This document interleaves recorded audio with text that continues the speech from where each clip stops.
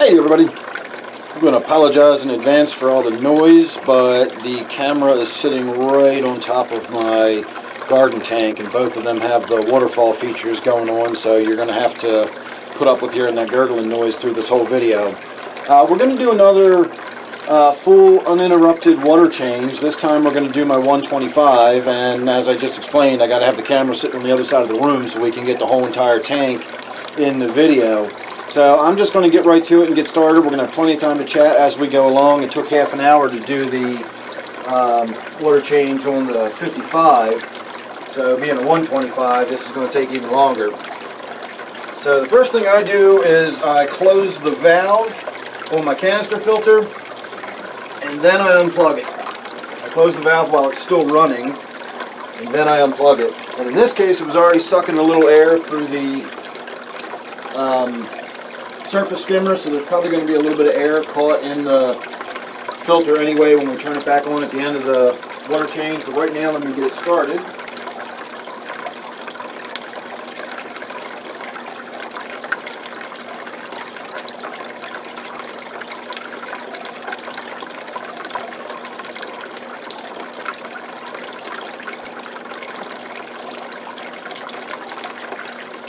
So to get the water change started, I bring in the hose almost full of water. I guess you can see that the water line in there.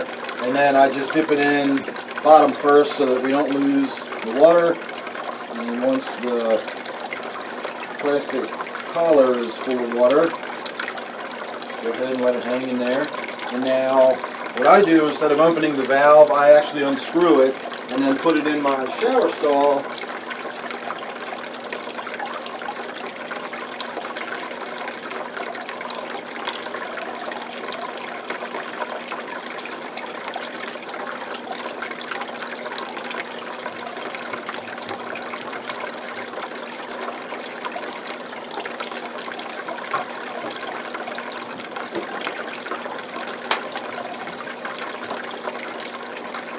So I put it in the shower stall so that the drain is all the way down on ground level, and the lower you get that drain, the more suction power you get on the other end of the siphon. So that's why I do that. If I simply open the valve in the sink, the faucet in the sink is about, mid-tank level. I just don't, it would take 2 hours just to do a partial water change on this tank.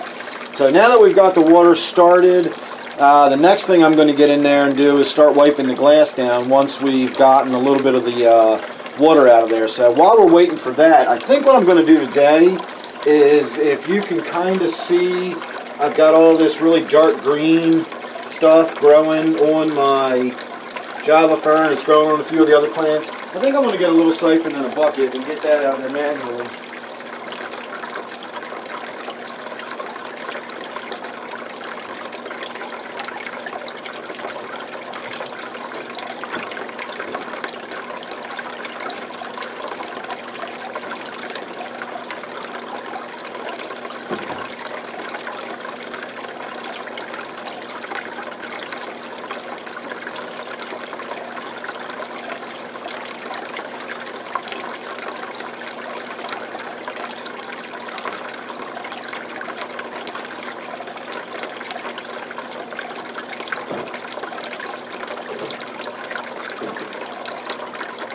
There are buckets everywhere, but most of them have plants in them or something. So I'm going to start down at this end. I've got some thick mats of it. Actually, you know what? I'm going to start right in the middle, because that's closest to the surface, and as the water drains, I want to be able to do this while it's still underwater.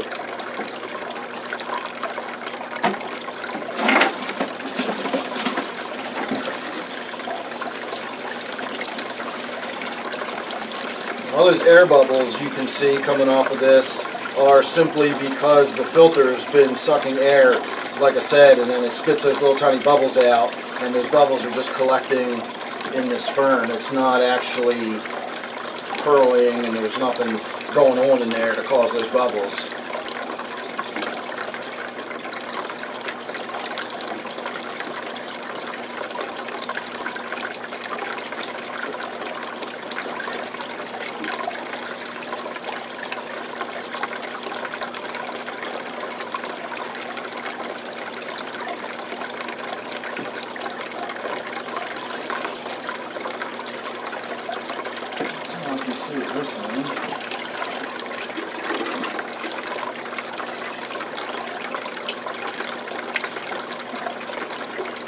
tearing the leaf up trying to get it off of there.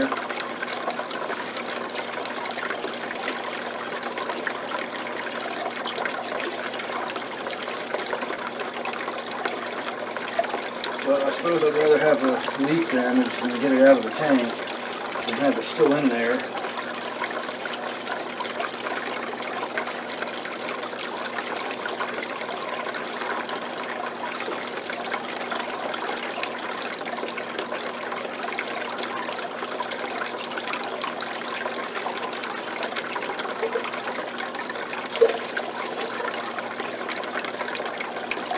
Alright, I think that's going to do it for that.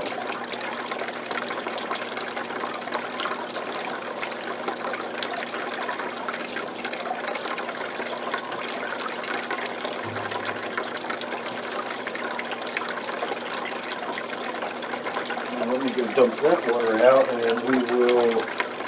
I guess next thing I'll do is wipe the glass down just so you guys can see in the tank better, and then you can see what I'm doing when I get in there to trim the plants up and stuff. So let me go dump this and then I'll be right back.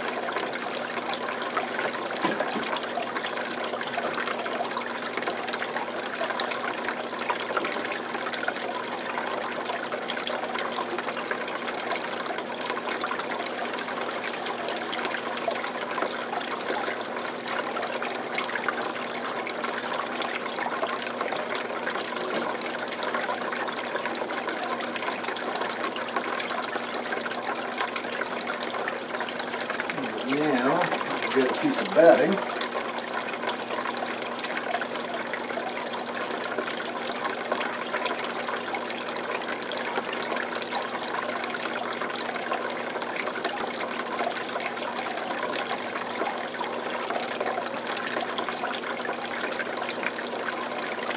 This is simply a matter of wiping the glass down.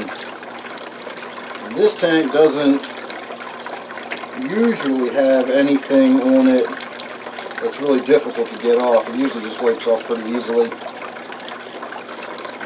few spots here and there where I get a little bit of green spot algae. A little piece of batting coming off of my rod here.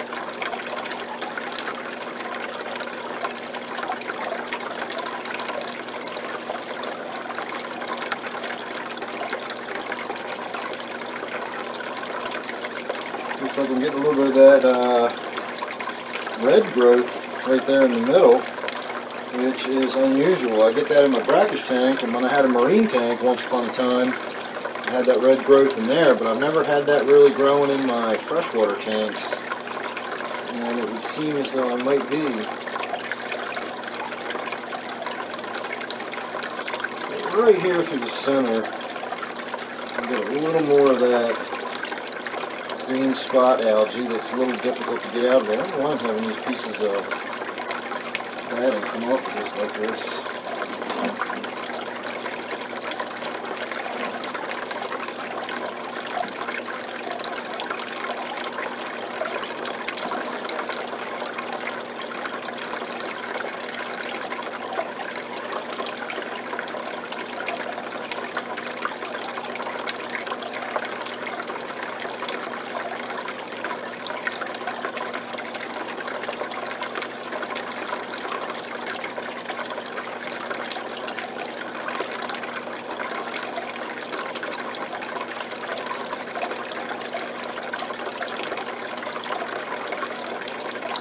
Normally tarragon batting, it's not like you need to be precise when you're just getting a piece of it to do this. And for some reason today, even though I actually cut this piece with my scissors, I've got these little tiny pieces of it just keep coming off, like it's shedding or something. Now I mentioned in the last video, I did like this, you got to be really careful when you're down along this edge where the substrate is. I usually leave a pretty good margin so that I'm not right on it, and then I come back and I get it a little more carefully. Oh, I wish I had looked at it from this angle. I didn't get nearly all of that green cyanobacteria or whatever it is off of the back side of that piece of wood.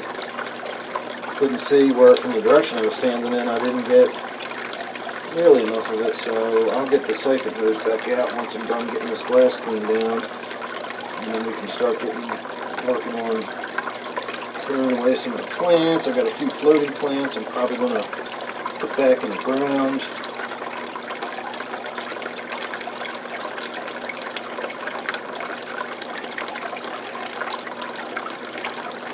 I wouldn't call that good enough. There's still a little bit of stuff on the glass and whatnot, but we can get that off at a later date. So let me go grab my siphon hose again real quick.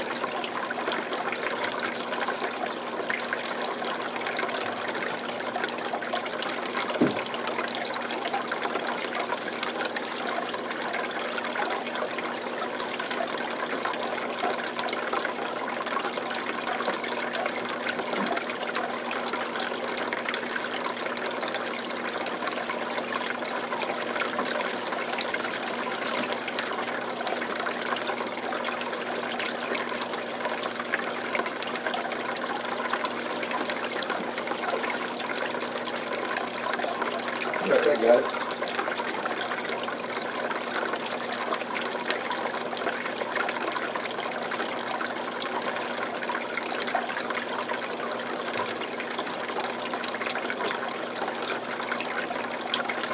Alright, so this here is Panagitan, and that's a whole bulb. So I'm going to plant this, but I'm not sure where I want to plant it. I'm honestly not even sure if I want to put it in this tank. I've already got plenty of this stuff growing down that end of it. I get so much coverage at this end that I don't know if I really need to worry about it, and that's why this has just been floating. Maybe we'll go stick this in the native tank, but if I do that, it won't last very long either. So alright, we're just going to plant this one right here and see what happens to it.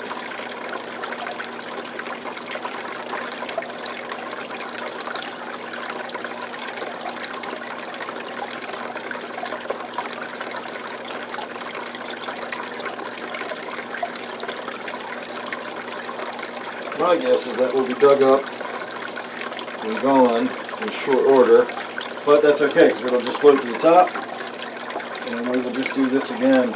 So I'm actually going to do what I do from time to time, and we're just going to start over with this big mass up top. It's got a lot of that green algae growth stuff growing on it, so we're just going to go ahead and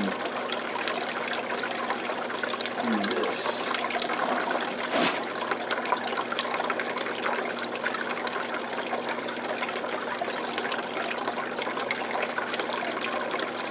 So that right there, that's a little bit of this plant that I keep trying to get established down to this end in this little corner.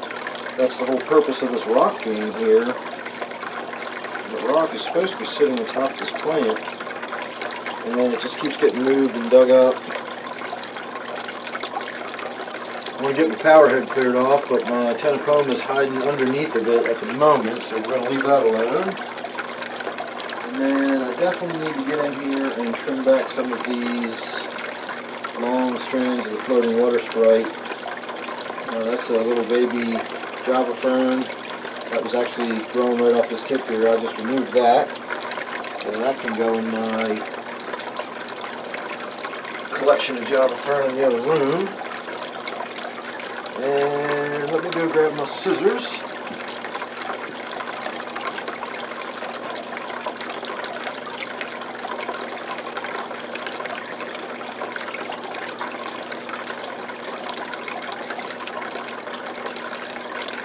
Alright, I can find my scissors. There they are.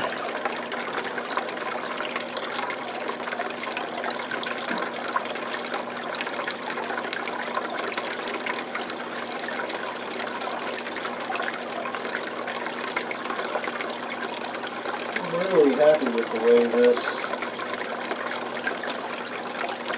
tiger lotus is taken off. I think that's going to be good enough. I've got a few little strands of this Panagitan that has come up to the surface, but they're not really you know, problematic or whatever. I don't need to worry about them. Let's see. This is my Anubias, and it's barely even hanging on in there. I mean, you can see it's actually not connected to anything. So that is a big old chunk of Anubias, and I'm really hoping it will attach to something.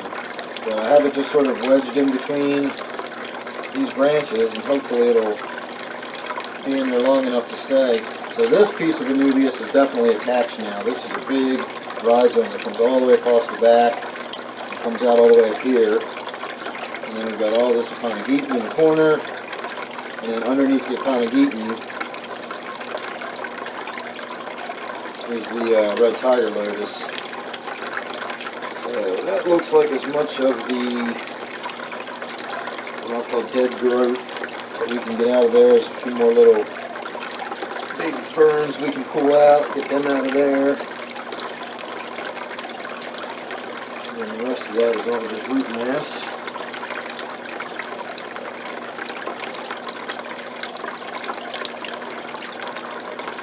Alright, now we get into the waiting game. So let me go and get these ferns put in my bucket.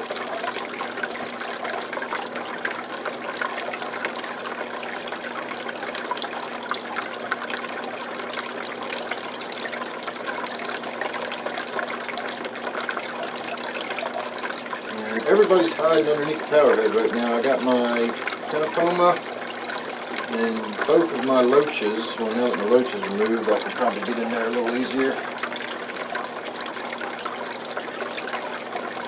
All of the stuff that's stuck on my tower head right here is young Java fern. It's little, you know, rootlets like this that get floating around, they get stuck to it. So that's a big handful of Java ferns all going in my bucket in the other room.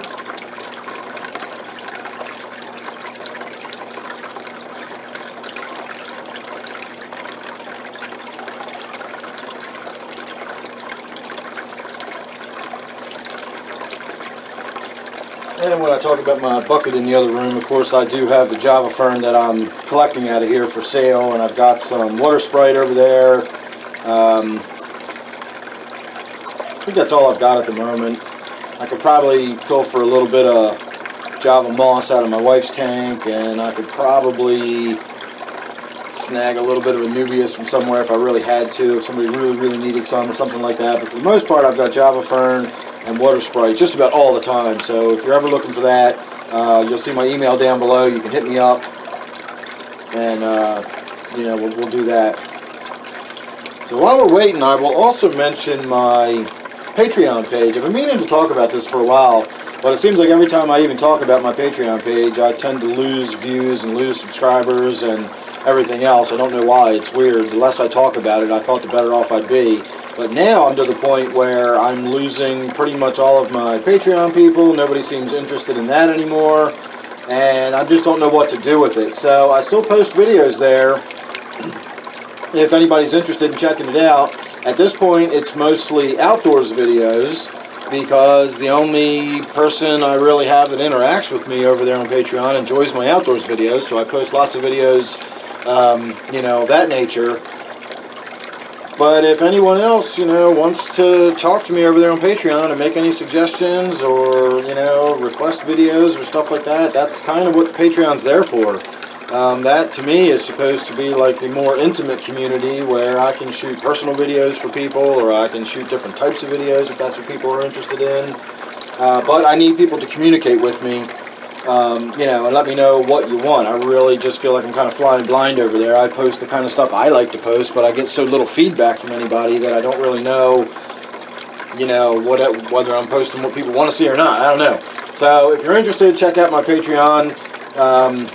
If not, whatever, don't bother. It's not going to affect you one way or the other if you just enjoy watching my YouTube videos here, my fish videos. And then, of course, I still do post some of my outdoors videos over here. In fact, I'm actually uploading some video right now. I went out to the Gunpowder today, the Gunpowder River, and tried my hand at trout fishing.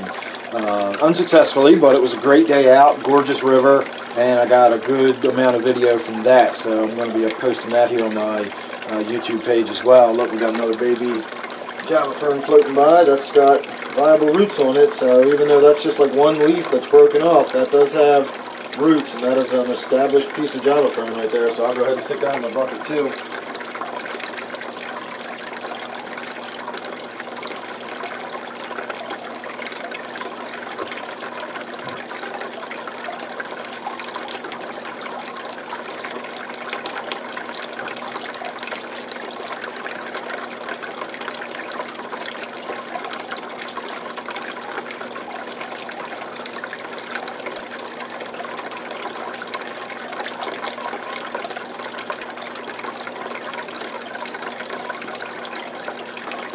Alright, while I was out of the room, I went ahead and reversed the water flow, so we are now filling the tank back up. I just don't feel like doing a full, large-scale water change like I normally would while I'm shooting this video. I really want to do an uninterrupted video straight through and show the entire process. But normally at this point, I would go in the other room and watch some videos or listen to music or whatever, and I'd come back in 15 or 20 minutes and start the tank filling, and then again I'd have nothing to do for the next 20 minutes while we waited for the tank to fill, and there's only so much I can ramble about and talk about and so on and so forth. So we're just going to go ahead and get the tank filling back up. Now that I'm looking at it, I am going to get some more of that batting out, and we're going to go work on cleaning the glass a little bit more, not only down near the substrate like I was talking about, but if you look right over here, you can see more of that red growth on the glass, and normally that's what I see on my brackish tank. In fact, that's got a ton of it growing on the glass right now. I don't know if it's the diatom algae or not. It doesn't look brown enough to be the diatom algae. It looks too red, and if that's the case, then it's probably that red cyanobacteria. I just get that in my tanks down here, and you know, like I said a while ago, I never really had an issue with that in my freshwater tanks. That's always associated with my saltwater tanks, so not really sure what's going on with that. I don't like it. Yeah, watch it, everybody. Here it comes.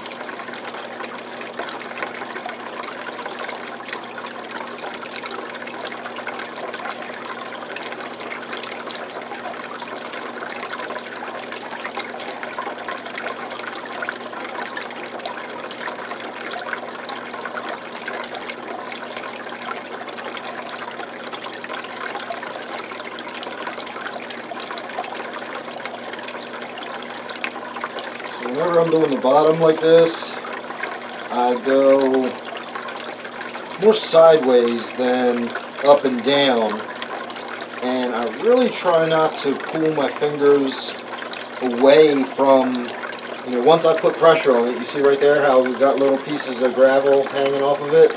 That's a, you know, big obvious example, but you can actually pick up little pieces of substrate that are so small you don't even notice they're in the material, and then you start scratching your glass. So you got to be really careful about it. And what I do is, where I've begun putting pressure, I don't let up when I go down against the substrate. I continue the same amount of pressure until I've moved away.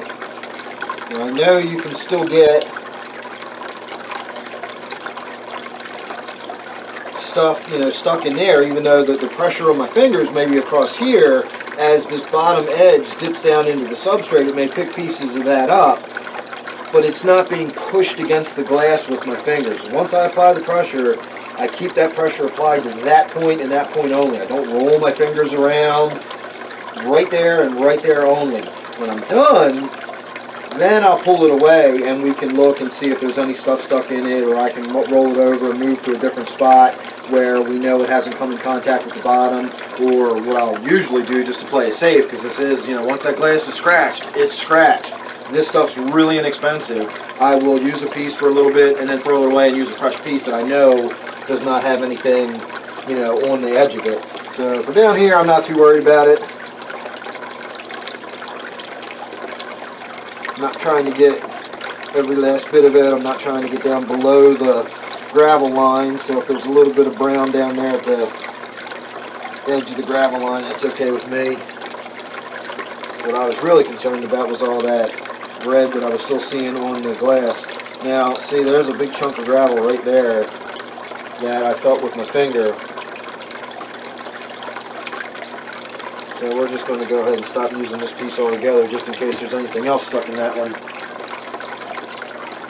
And other than a few little spots of the, you know, darker green spot algae, I don't think we've got anything else that we really need to pull out of there. So now it's just, again, going to be a little waiting game. Come over here where my hand towel is, get my arm dried off. I never know what to make of my Tanapoma during the water changes. I can't tell whether he's scared, whether he's happy. He doesn't run away from me too much. He actually lets my hand get really close to him. If I'm cleaning the glass down near his end, he tends to stay down to that left end where he is now. He'll let me almost touch him. I've never really tried to reach out and touch him, but I suspect that he probably would not panic if I did. I think he would just sort of move away from me a little bit, you know, if I nudged him with my hand or something. So I think it's just over all the years I've been doing this, he's gotten used to it. I've never gone in there and attempted to really make friends with him and, you know, try to do the hand feeding thing and, you know, all that. He still, you know, is a little weary, or wary, I should say, not weary. When I feed him, I put the shrimp in, and then if I'm standing right there, he's real reluctant. I've got to kind of, you know, step away, and then he goes ahead and comes up and hits his shrimp off the surface. In fact, I can go ahead and throw some shrimp in there now and feed him while we're waiting, because I got to get everybody in here fed. As I said, I went fishing out on the gunpowder today, and I'm just getting in here and trying to get some stuff done, and it's kind of late. So this is freeze-dried krill. I'm breaking a bunch of it up. The rainbow fish really like it, and that kind of lets my Tanapoma know it's in there. Let's see if he chases any of it and comes up to it. There it goes.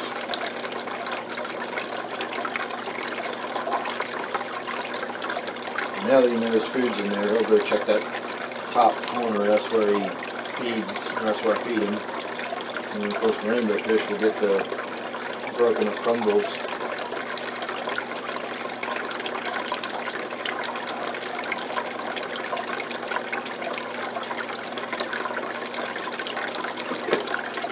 Alright, so that's the meaty portion of the food for that tank. And then I also throw in usually 2 or 3 algae wafers. I break them up.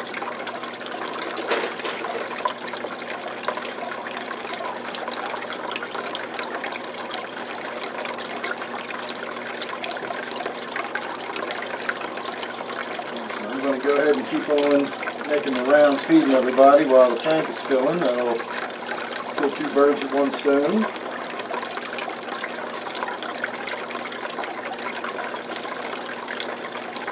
It's interesting, my gudgeon over here in my purple spotted gudgeon tank has once again gobbled up some algae wafer. So I'm going to go ahead and call that his dinner. I usually do both. I put the algae wafers in there for the other fish, and then I feed the flakes for the gudgeon. But if he's already eaten some algae wafer, I don't see any point in putting flakes in there for him too.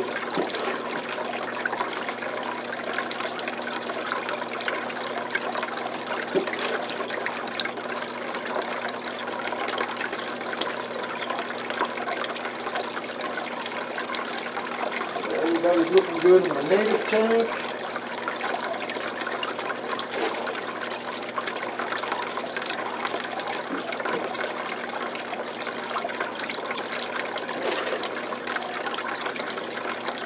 Everybody's looking good in the Blackfish Snakefish tank.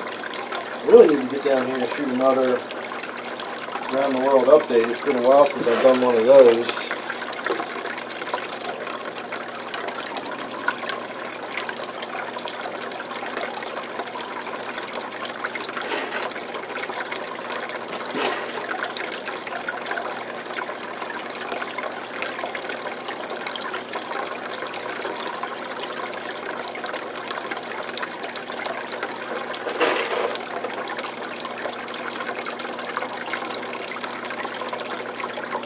Moonlight Gourami's still hanging in there. She's definitely got swim bladder issues. She can't, you know, stay up in the water column. She has to prop herself up on a piece of vegetation or something, but she seems to be doing okay. She comes out to eat when I feed the tank, and otherwise she just kind of hangs out on the vegetation. Doesn't seem any worse for the wear. Guess it's not a lot different than, you know, my knee went out. I had to just sit down all the time, so she's fine. She just has to sit down all the time.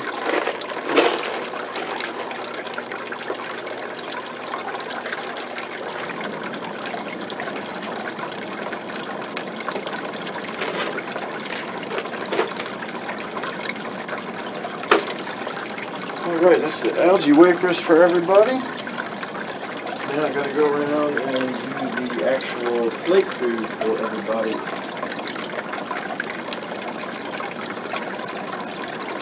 Although the 125 you're looking at doesn't get the flake food because it got up the crumbled up krill. That was the meaty crumbled food for all the other fish rather than the bottom dwellers. For all the rest of the tanks, they are getting just regular old flake food. And then, of course, my gourami tank will get a few little special treats as well because of the chocolate gourami I have in there. I'll put some tuberfex worms or something in there just to make sure the chocolate gourami gets fed. And then, of course, Butterbean gets his snails. Butterbean, if you're not familiar, is my figure-8 puffer. But I also have shrimp and gobies and mollies in my brackish tank, so I have to put fish food in there too, you know, just regular old ground up flakes, or occasionally when I'm feeding Butterbean the freeze-dried krill, because he likes the freeze-dried krill as well as live snails. And a lot of times while I'm feeding him the freeze-dried krill, I'll crumble that up the same way I just did in this tank, and that will be food for the gobies and the shrimps and all that. Alright, now I got a few fish in the other room to feed for half a second.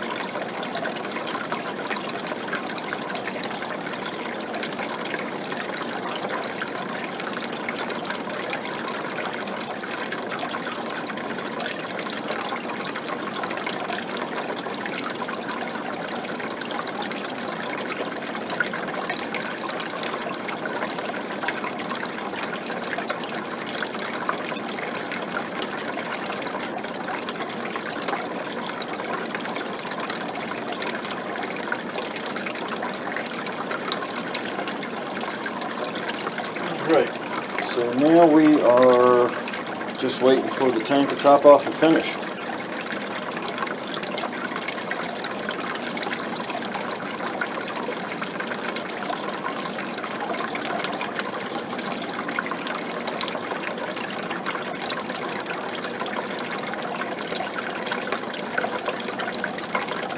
I'm assuming the Tenopoma has gotten the other shrimp. I can see him in there looking around.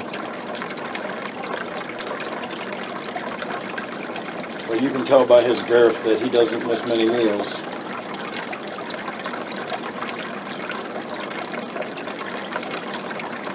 So the point in me shutting the filter off at the beginning of the water change is if you actually let the water level drop and you just say you just turn the filter off but you leave the valve open, as the water level drops, you'll actually, it'll get air in the line, and then when you restart it, it'll probably start okay if you don't actually open the filter up, if you just shut it off and leave it alone. But I close the valve and that just seals the whole thing off, and that way when I'm ready to go I just open the valve again and it just starts flowing. As long as you don't take it apart, I'm assuming just doing a water change isn't going to cause you that much issue, but just close the valve and that way you don't have to worry about it at all. And so when we're done and the water gets just a little bit higher and we actually get the water line above the surface skimmer, then I can simply plug the filter back in, get it running. I plug it in first. Once it's running, I then open the valve and the water will just start flowing again, and you shouldn't even get any bubbles happening. Now in this case we're going to get some bubbles because it was already sucking air. The water level had gotten a little bit low. That's kind of one of my sort of last-ditch reminders on this tank that it's time to do a water change. The surface skimmer sits really close to the surface when the tank's like full as full can be. And so when the water starts going down over time, just due to evaporation, the surface skimmer gets a little too close to the surface and it starts sucking in air. And I'll start noticing that gurgling sound, and as the time goes on, I get louder and louder gurgling and more gurgling. And every now and again, I'll pour a gallon of RO water in there and just sort of top it off. But usually I take that as a sign that if it's been long enough that I've lost enough water due to evaporation, it's just time to do a water change. It's probably been a week or two, and you know, at the very least it's been a week or two, and now it's just time to go ahead and do a water change rather than top it off.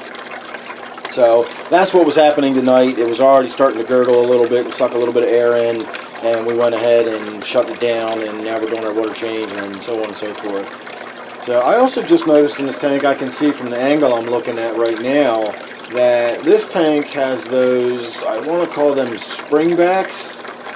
They're little tiny insects that are like fleas almost. They've got really super powerful spring-loaded back legs, and they jump off the surface of the water. They're so tiny, I mean, they're like little specks, so they don't break the water tension, you know, the surface tension at all. And they can jump across the surface of the water like it's dry land to you and me. They usually come on plants when you bring in plants, especially if you bring them in from inside or something like that. I move plants around so often and do everything else that I've probably just transferred them from one tank to another, and I wouldn't be surprised if I don't have them in all my tanks at this point.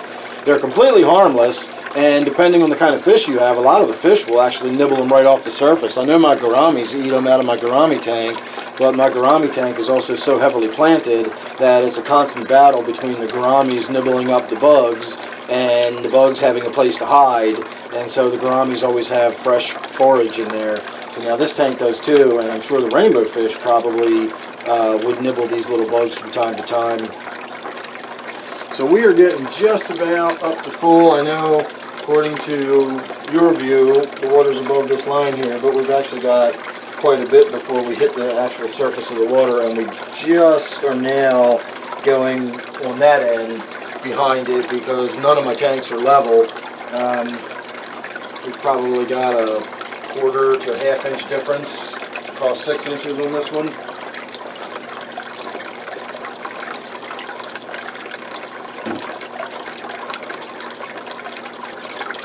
Now I'm going to get the filter up and running again.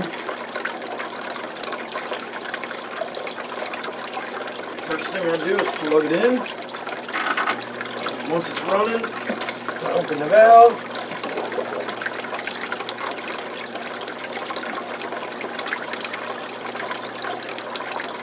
And we are good to go. I think it's got a little bit of air in there, but I think we're going to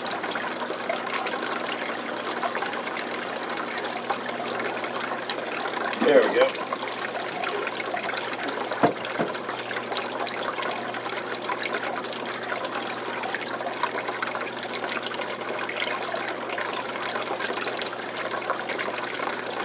Let me go shut the water off.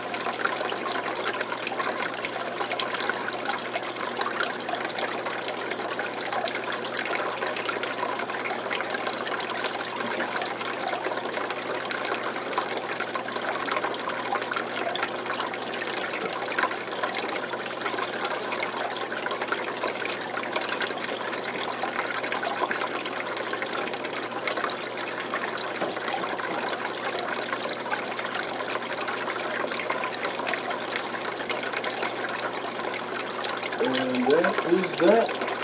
Close the lids, get my cloth cover back in place.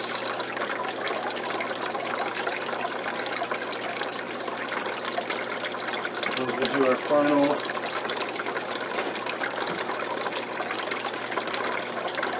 wipe down with the Windex.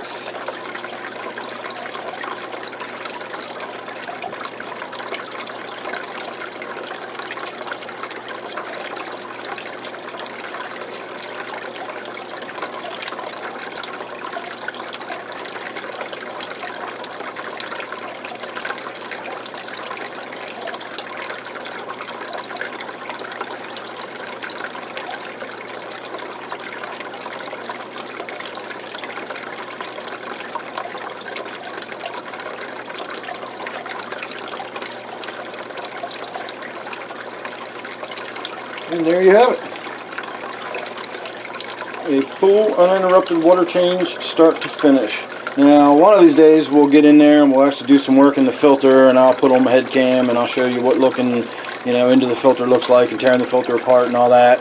But that was a basic water change. That's how I do it. I just removed a bunch of plants, wiped the glass down, trimmed a few other plants up, and that's that. Simple as that. So thanks for watching. Hope you enjoyed. Make sure you're subscribed, and of course don't forget this one is an 125 gallon tank. And as I said, thanks for watching. I'll see you on the next one.